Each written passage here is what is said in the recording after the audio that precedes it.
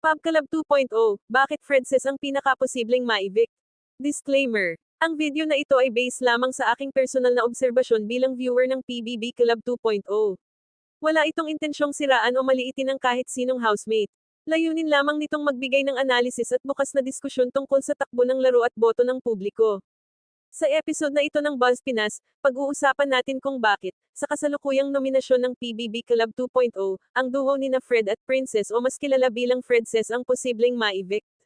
Isang honest at personal na commentary tungkol sa fandom strength, emotional impact, at realidad ng botohan sa loob ng bahay ni Kuya. Hindi lahat ng mabait ay nananatili, minsan, ang katahimikan ang pinakadelikadong posisyon. Sa totoo lang, hindi madaling sabihin ito. Pero bilang isang masusing nanonood ng PBB Club 2.0, kailangan nating maging honest. Sa tatlong nominado ngayon, Fredses ang pinaka nakikita kong nasa alanganin. Hindi dahil masama sila. Hindi dahil may ginawang mali. Kundi dahil sa isang simpleng realidad ng PBB.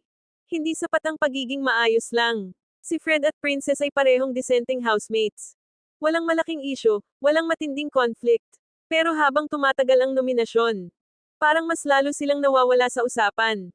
At sa PBB, kapag wala ka sa usapan, ikaw ang unang nalalagay sa panganib. Napansin ko rin na kulang ang ingay pagdating sa Fredses. Hindi sila masyadong pinaglalaban sa comment section. Hindi rin sila madalas gawing content ng fans. At sa isang show na umaasa sa boto ng masa, ang kakulangan ng ingay ay malaking problema. Controversial man sabihin. Pero mas delikado ang pagiging neutral kaysa sa pagiging controversial. Mas binoboto ng tao ang housemate na kinakapitan ng emosyon. Yung mahal na mahal nila. O yung gusto nilang iligtas.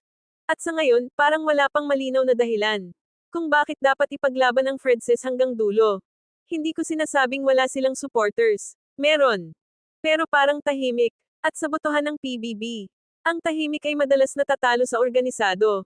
Isipin mo ito, kung ikaw ang isang casual viewer, anong eksena ng Fredses ang pinakatumatak sa'yo? May moment ba silang nagpaluha? May linyang nagmarka? May kwentong gustong ipagtanggol ng masa? Kung mahirap sagutin ang tanong na yan, doon na pumapasok ang panganib. Sa dami ng emosyon, drama, at kwento sa loob ng bahay ni Kuya. Ang Fredses ay parang laging nasa background. At sa isang reality show, ang background ay bihirang manalo. Masakit aminin. Pero sa takbo ng laro ngayon, Fredses ang may pinakamahinang kapit sa boto ng publiko. May tsansa pa ba silang makaligtas? Oo, pero kailangan ng biglaang gising ng supporters. At isang malakas na dahilan para ipaglaban sila. Kung wala ito bago magsara ang voting, malaki ang posibilidad na sila ang ma-evict. At ngayon, tanong ko sa inyo, tingin nyo ba, sapat na ba ang katahimikan ng Fredses para manatili sila sa loob ng bahay? O oras na ba para marinig ang boses ng tunay nilang supporters? Dahil sa PBB, isang boto lang ang pagitan ng pananatili at paglabas. Ito ang Buzz Pinas, kung saan hindi lang namin sinasabi ang uso. Sinasabi namin ang totoo, kahit masakit pakinggan. Kung may opinyon ka tungkol sa Fredses, ilagay mo sa comments. Magkaiba man tayo ng pananaw. Iisa lang ang mahalaga, ang respeto. Hanggang sa susunod na video.